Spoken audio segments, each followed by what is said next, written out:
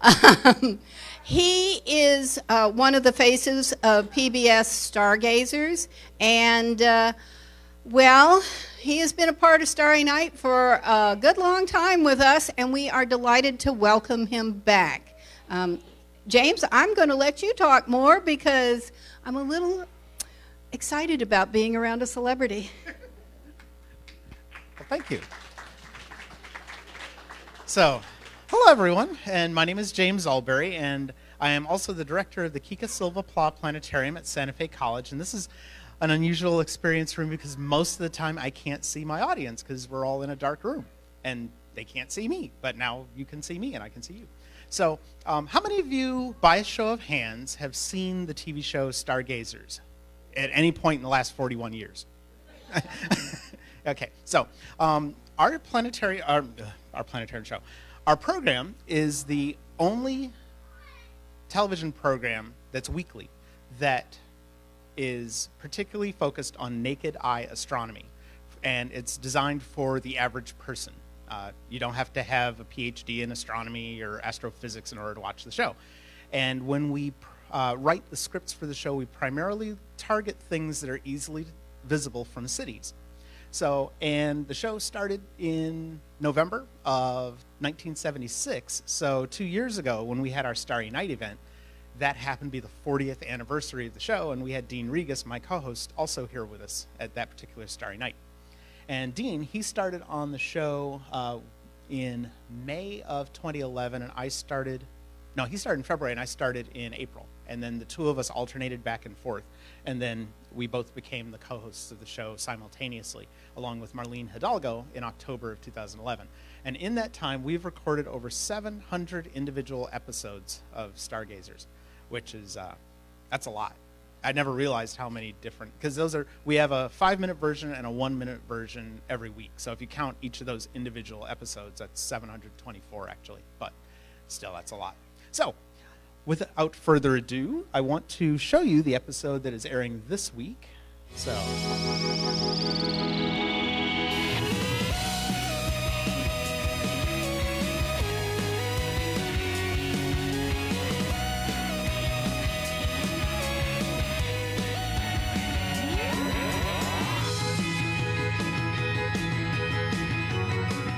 Where did the Big Dipper go? Welcome to Stargazers.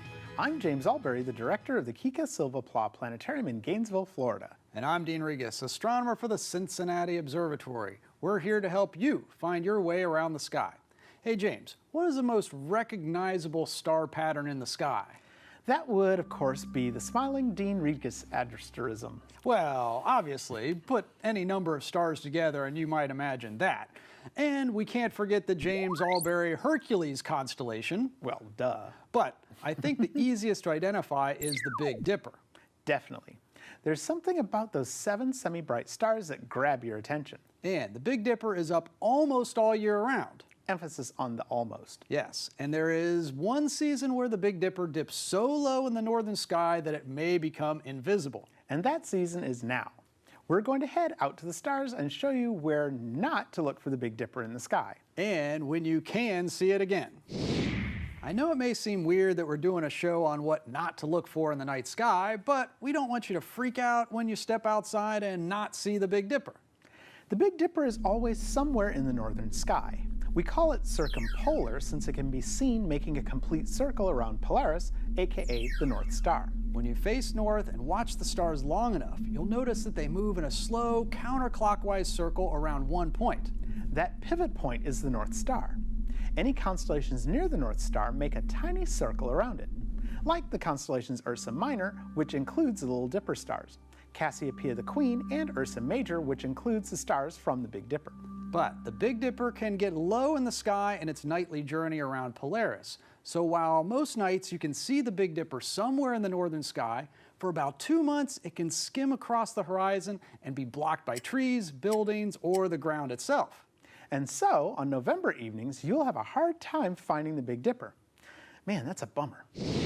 Now, this annual disappearance of the Big Dipper is described in some Native American myths. Instead of a big spoon, they saw it as a big bear. Now, the normal picture of the bear shows a body with a really long, stretched out tail. But other Native American groups pictured it a little differently. The Iroquois tribes saw the 4 stars in the spoon as the bear and the 3 stars in the handle as 3 hunters. The first hunter is carrying a bow and arrow, the second is carrying a pot, and the third is carrying sticks to make a fire. Now look carefully at the second hunter. The bright star is called Mizar, but if you squint, you may be able to see a dimmer star above it. That is the star Alcor, and it can be seen with the naked eye too. Mizar can be the hunter, and Alcor is the pot on his shoulder. As the night moves on, it looks like the hunters are chasing the bear. Legend has it that when the bear is too low in the sky and becomes invisible, that the hunters finally caught him. And this happens on the evenings of October and November every year. And what happens to the trees every October and November, at least in the northern United States? Well, the storytellers would point to the changing leaves as evidence of a cosmic battle. Exactly. Now, this may be a little gross, but they would say that the first hunter had shot and killed the bear, and its blood fell from the sky and turned the leaves on the trees orange and brown and red. And that's why you can't see the Big Dipper in the night sky this fall. But don't worry, it'll be back. In fact, if you stay up past midnight, you can see it standing on its handle. And every spring, the bear comes back to life, the hunters resume their chase, and the leaves return to the trees. The circle of life in the stars. It's all there when you keep looking up.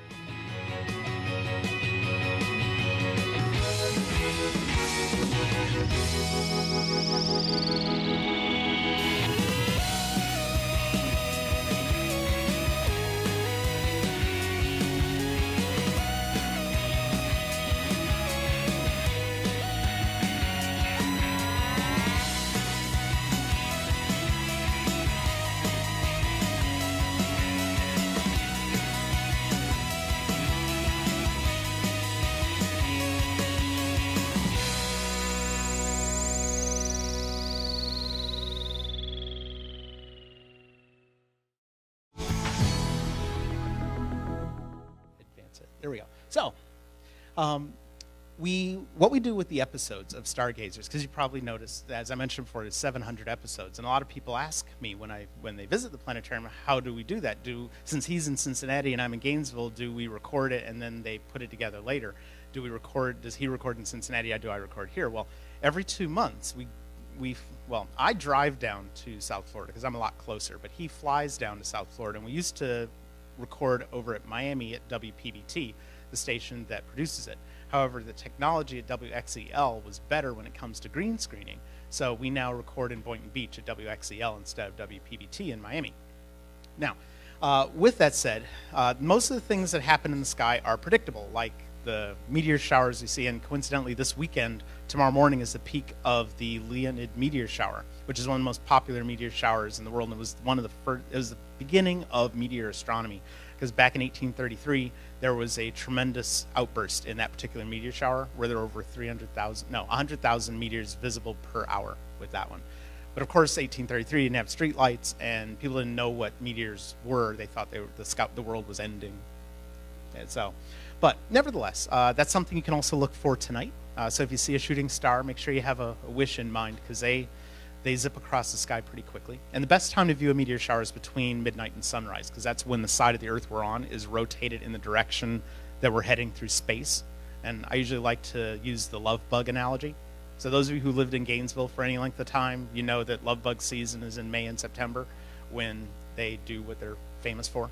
And if you're driving across Paynes Prairie, you have a lot of them hit your windshield, but none of them obviously hit your back window, because that's your direction of travel, and that's why we see meteors more in the morning than in the early evening. So anyway, since things like that are predictable, Dean and I are able to write our episodes in advance. So we kind of know when eclipses are going to happen, but with lunar eclipses, for example, we don't know exactly how dark or how red the eclipse will get, because that's very dependent on how much pollution there is in the atmosphere or how much cloud cover there is at the Earth's terminator. And the Earth's terminator is that boundary between day and night. So all the sunsets on the Earth and sunrises on the Earth, sunsets have that reddish color to them. Well, those are what produce the red that's in a lunar eclipse. And coincidentally, on Sunday night, January 20th, in a couple of months, we will have a total lunar eclipse visible here in Gainesville. and it's going to happen right before midnight is when totality will occur, and we'll have about 1 hour of totality. So the cool part of it doesn't happen until about an hour before totality, when the moon starts to enter the darker part of Earth's shadow, and then you can start to see part of the moon getting darker, and then once it's completely in the shadow, the sunlight passing through Earth's atmosphere gives off a reddish glow that covers the surface of the moon, and that's why the moon turns red. And people would freak out when they'd see that. They'd sacrifice goats in Walmart's parking lot and stuff like that. So anyway, so yeah, we go ahead and we recorded an episode a few weeks ago for that upcoming eclipse. And so, as I mentioned, Dean flies in from Ohio, and I drive down from Gainesville, and I write the odd-numbered weeks, and he writes the even-numbered weeks. And yeah, odd. I don't know why I chose odd, but what can you do? And you can see we're standing in front of a very large green screen, so we can't wear anything green, otherwise that part of our body disappears. So, and there's a funny story about green screening. When Jack Horkheimer, the original creator of the show, originally they had a practical set where you could actually, there was a moonbeam he would walk on, and he would stand there talking in front of these large globes of the planets, almost similar to what Carl Sagan had when he was doing Cosmos, where you'd have these large planets on the set. Well, in the mid to late 1980s, when technology had gotten to the point where we could do really nice special effects, and the show went national, so it was all over the country, they started to use chroma key, which is the technology that uses the green screening. Sometimes they use blue, sometimes they use orange, depending on what chroma key they're using. But the technology back then was not as good as it is now, and because Jack, I didn't show you a picture of Jack Horkheimer, but Jack Horkheimer was bald. He once had a lush mane of hair, but as happened to me, it decided to turn loose rather than turn gray. So because the chroma key technology was not what it is now, the reflection off the top of his head caused his head to disappear, or at least the top of it. So he started wearing a toupee on the episode. And those of us who worked with Jack at the planetarium were saying, well, look, now he's national. He's gotten all vain and everything. He has to wear a toupee to hide his baldness on TV. And it's like, no, it's because he'd be the headless Jack Horkheimer if he did that. So so when I told my dad the story, because one of the producers of the show told me why Jack wore the toupee, I told my dad that story and said, oh, well, since you're bald, do you want to borrow one of your mom's wigs? And I was like, no, Dad, we don't have to do that anymore. So, but anyway, Jack was great. He was the one who created the show, and I'm glad and honored that I'm able to carry on his legacy with this program. So my other job, other than doing Stargazers, because what we do is we drive down to South Florida and record all the 2-month episodes in one day, and they've gotten very efficient with it over the years. So I usually get there at about noon, and then I have lunch, because usually we like to rehearse and debrief, but I'm still driving, so they're doing the read-throughs of the scripts and making modifications for time. And then I get there, we have lunch, I put on my makeup, which doesn't take long. But it takes longer for me than it does for Dean, because I actually have to put makeup on the top of my head to keep the top of my head from shining. And my makeup, because I'm brown, it looks a lot like the dust on Mars. So I tell them one of these days we should get a face painter and have them paint like Mariner Valley and the Olympus Mons Mountains and so forth on the back of my head, but nevertheless. So my other job that I do all the time is I'm the coordinator of the Kika Silva Pla Planetarium at Santa Fe College. Now, Kika Silva Pla, some people ask me, well, is that a Greek fraternity, or what is a Kika Silva Pla? Well, coincidentally, today would have been Mrs. Pla's 98th birthday, which I thought, oh, wow, that's kind of cool. So in 2 years, we're going to have a 100th birthday celebration at the planetarium for Mrs. Pla. Now, Mrs. Pla, sadly, is no longer with us. She's with us in spirit, but she's not alive anymore. But I had an opportunity to meet her when she visited the planetarium for her 89th birthday. And the reason the planetarium is named after her is because one of our benefactors, John Pla, when the college asked John if they liked the planetarium named after him, he said, no, name it after my mother, because she's always taught us to give back to the community, and she loves astronomy and wants us to be civically active, so I wanted to do it in honor of my mom. So now his mother's name is Maria, but since she was a little girl, they've always called her Kika, so they called her the planetarium. The family fought hard to make sure that her name was on the planetarium, so it's Kika Silva Pla. And because when I first saw Pla, I said, well, planetarium begins with Pla. That would be a really good motto. You can't spell planetarium. You can't have a planetarium without Pla, but it never stuck. So the planetarium was dedicated on September 8th of 2006, and I've been the director there since October of 2009. And so I just celebrated my 9th anniversary there. And our mission is to enrich the learning environment for not only students and the general community here in Gainesville, but all the surrounding counties. And we see close to 6,000 school children from our local area, from Alachua County, Gilchrist, Putnam, Marion, Bradford, and so on. But altogether, we see about 8,000 visitors from the general public plus the school children. And I learned shortly after I started working at the planetarium that I became the Jack Horkheimer for Gainesville, because most of us planetarium folk, there's only one planetarium person per town. So whenever we go to conventions, we like to commiserate with each other, particularly last year when we had the total solar eclipse. We were all extremely busy, and most of us didn't think that we'd be that busy because only a few planetariums are right on the center line of the solar eclipse. So I say, no one's cared about the past partial eclipses, no one will care about this one. But thanks to social media and the popularity of things like videos that people have taken of solar eclipses, we were very busy last year. So whenever there's a special event in astronomy, I will get called by TV20 and some of the other news media. And when shortly after I started working at the planetarium, I started working in October 2009, I got a phone call near the end of the month from TV20, and they said, hey, we heard that there's a meteor shower coming up this weekend. We want to know if we could come over and interview you about it. I'm like, oh, wow. I'm the go-to person now.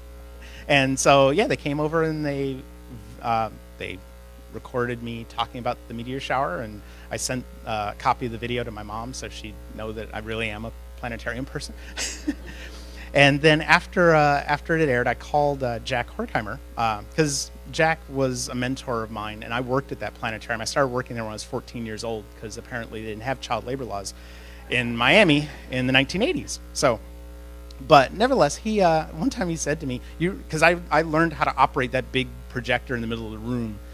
By the time I was 15 years old, they gave me a part-time position working there, and I worked there for 7 years. And he said, you realize you were operating a $250,000 piece of equipment and you couldn't even drive a car yet? I was like, wow, that's kind of cool. So I feel very blessed that I had that opportunity, and because I worked at that planetarium and I enjoyed working with Jack and the other people at that planetarium so much that I wanted to become a director of a planetarium.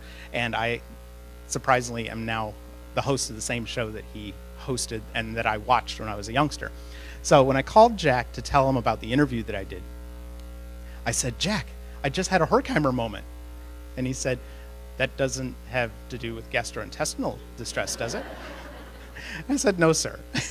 He said, well, keep in mind that you are now the go-to person in that community for anything astronomical, so make sure you're always constantly reading up on what's going to be happening and enjoy your 15 minutes of fame. So it's like, yeah, I feel like, I don't really feel like I'm in the last minute of my 15 minutes of fame. It's been fun, and it's kind of cool when your mom calls you on the phone and said, I just saw you on TV, and if I'd gone to the bathroom, I would have missed you completely, because your episode was on and off like that. So there are a couple of cool things to look up for in 2019, and the two that were the most poignant, I think. One, for us here in Gainesville, is going to be the total lunar eclipse. And eclipses happen every 6 months. However, the distance the moon is from us and whether we're on the daytime side or nighttime side depends on whether we'll be able to see it or not, or whether it'll be a total eclipse, a partial eclipse, or a penumbral eclipse. A penumbral lunar eclipse is when the moon only goes through the outer shadow of the Earth, and celestial objects cast two shadows. They cast a darker shadow called the umbra, and the outer shadow is the lighter one, that's the penumbra. So the moon only passes through the penumbra, we get a penumbral lunar eclipse, and it causes a slight dimming of the moon's surface, but unless it's closer to the umbra, most people won't even notice it if you're a casual moon watcher. But if it passes through, if part of the moon passes through our shadow, we get a partial lunar eclipse. And then, if it goes completely through the umbra, we get a total lunar eclipse, and the moon turns red, and everybody jumps up and down and is happy. So, but every 6 months, we get an eclipse, every 6 months or so. And then, but the last eclipse we had, we were on the daytime side, and we didn't get to see it. But this one we get to see, but the next eclipse is going to be a partial, and the next 4 after that will be a penumbral. So, all penumbral. So we won't get another total lunar eclipse again until 2021. Or, yeah, 2021, almost 2022. Excuse me. So, we're going to have a show at the planetarium about eclipses again, and totality will start at 11:41 p.m. that evening. And the good thing is the next day is a holiday. It's Martin Luther King Day in the United States. So I'm going to be at the planetarium late at night, and I'll probably sleep in the next day. And then it'll end at about 12:43. Now, sometimes if you look on the internet, a lot of eclipse timings for the eclipse will say it's going to be on January 21st. And that is because everything is reckoned from Greenwich Mean Time, and England, they're the center of the universe when it comes to astronomy, or at least astronomical observations of the sky. So we call that universal time. So we have to count 5 hours behind that in order to be able to get the correct timings. And then on Monday, November 11th of 2019, Mercury transits the sun again. Now, we had a transit of Mercury just a few years ago, and the transits of Mercury only happen in May or November. Venus transits happen in June and December, but Venus transits are a lot more rare. And the reason we don't see transits all the time is because the orbits of the planets are all tilted in slightly different angles. And if you have to be at the right place at the right time to see a planet go right in front of the sun, because even though the sun is very large, it's very far away from us. So most of the time the planets will go above it or below it. But on Monday, November 11th, early in the morning, that tiny little dot of Mercury will go across the sun. Now, you'll need to have eye protection to see it, and of course, you'll also need a telescope because Mercury is extremely small, so it's not something that you'd easily be able to see if you had solar eclipse glasses. And that'll be the last transit of Mercury that we'll be able to see from Gainesville for almost 30 years. Yes, because we will be on the nighttime side for the next two transits, but then we'll be on the daytime side. So May 7th of 2042, we get another transit. Yay! And I'll be 70. Whew! I'll be up there. I'll be in my 70s. There's going to be a total solar eclipse here in Gainesville on August 12th of 2045. Yeah, I'll be 77 years old for that. And my son's 8 years old now. We took him to see the total solar eclipse in Lexington, South Carolina. And the first thing he said when he looked at the sun during totality, he said, "Whoa, it looks like an eyeball." Because if you've never seen a total, it looks like the pupil and the iris around it. It was the most beautiful thing I've ever seen. So I highly encourage you. The next total solar eclipse in the United States is going to be on April the 8th of 2024. And not that I have all these things memorized. Yeah, okay. As a kid, you can imagine, I was Steve Urkel before Urkel existed. And I looked up all the solar eclipse dates in my lifetime that I could see in the United States. And I remember one of them was 4 days before my 50th birthday. So I used the eclipse last year to take a week off from work because that eclipse almost killed me dead. People were calling me constantly asking for eclipse glasses.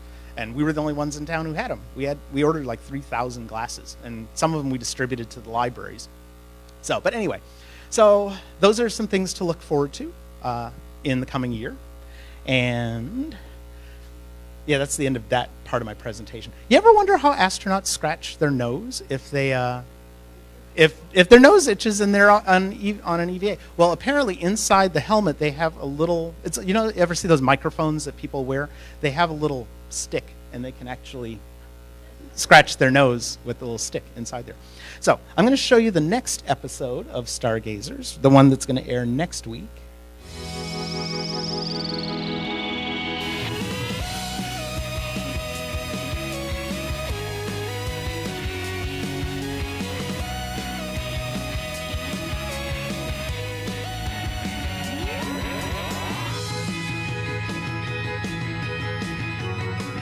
The Pleiades and their cousins. Hey there, stargazers. I'm Dean Regas, astronomer for the Cincinnati Observatory. And I'm James Albury, director of the Kika Silva Pla Planetarium in Gainesville, Florida. We're here to help you find your way around the sky. Quick, Dean, what are the names of the seven sisters? Okay, there's Alcyone, Maya, Merope, Sterope, Taygeta, Kailano, and who am I forgetting? Oh, Electra. Ooh, nice job. These are the names of the seven daughters of Atlas. And there are also stars in the brightest cluster in the sky. Known as the Pleiades, the seven sisters make a great sight in the evening skies. As fall starts heading to winter, I always look forward to seeing not one, but two star clusters in the sky. The starry cousins of the Pleiades, nicknamed the Hyades, aren't too far away. Where can you find the sisters and their cousins? We'll show you how to spot the entire family up there. Let's show you. Okay, we have our sky set for any night this week at 8 p.m. facing east. Let's find the Seven Sisters cluster first, since it's the brighter one. 1/3 the way up, when you face east, at first glance you might miss them. The Pleiades may look like a small faint cloud at first, but if you gaze a little deeper, you may be able to pick out 5, 6, or 7 individual stars in the cluster. For the ancient Greeks, the Pleiades were a group of sisters fleeing the amorous advances of Orion the Hunter, and they only escaped by divine intervention. The gods took pity on the sisters and turned them into doves. They flew away from Orion and landed up in the sky where they sit today. Do they look like a little dove to you? I can kind of see that, but a sharp-eyed first grader told me what he saw instead. What's that? Well, you know, there's a Big Dipper and a Little Dipper, right? He called this the Dinky Dipper. I like it. I know they're called the Seven Sisters, but the Pleiades star cluster really consists of hundreds of stars. The 7 brightest sure look like a Dinky Dipper, but zoomed in we can see a lot more. Let's label the sisters Dean named earlier. The brightest is called Alcyone. Forming the rest of the bowl is Merope, Electra, and Maya. The fainter sisters are Sterope on the top, Taygeta, and then Kalena. But what are the 2 brighter stars making the handle of this Dinky Dipper? Those stars bear the names of the parents, Atlas and Pleione. So when you're straining to see the 7 sisters with the naked eye, sometimes you can see a parent or 2 and miss a dimmer sister.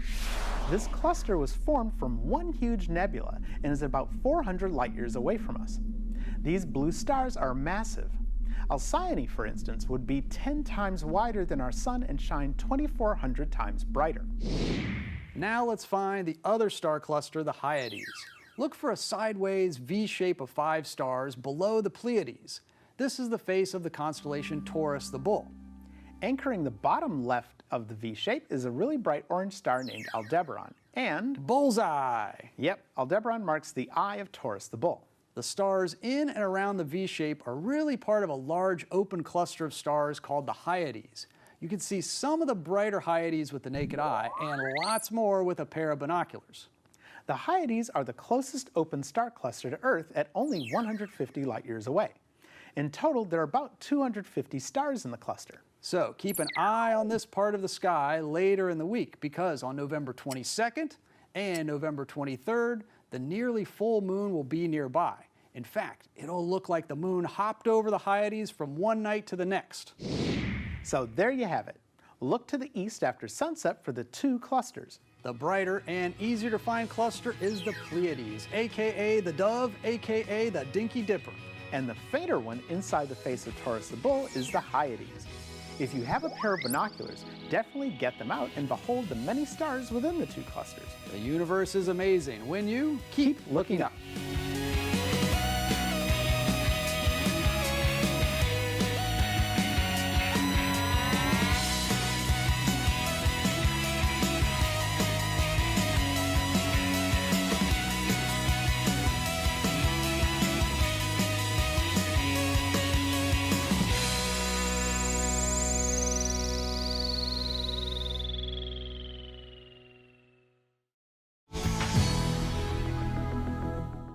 Pause it there. So, I believe that the Electroastronomy Club, they will have some of their telescopes. They may be able to aim them at the Pleiades this evening, because even though the moon is up there, it shouldn't wash them out too much. So, I have to relinquish my time to our next presenter, Mr. Webb. So, I don't know if I have time, maybe for one question. Going once? Going twice? Yes, sir.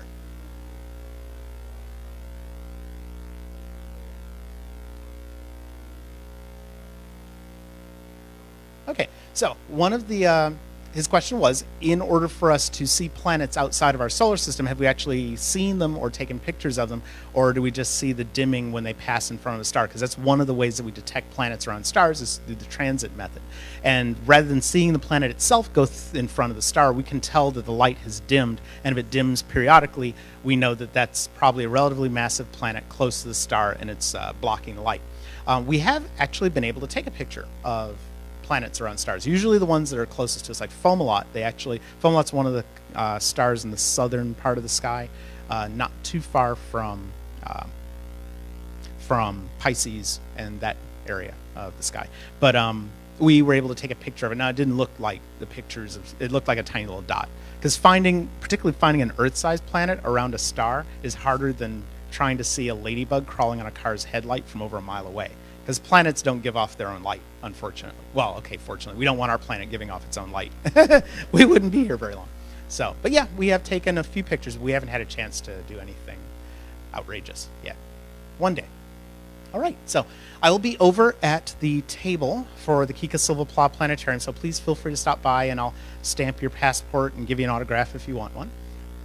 Yeah, so thank you so much, and y'all keep looking up.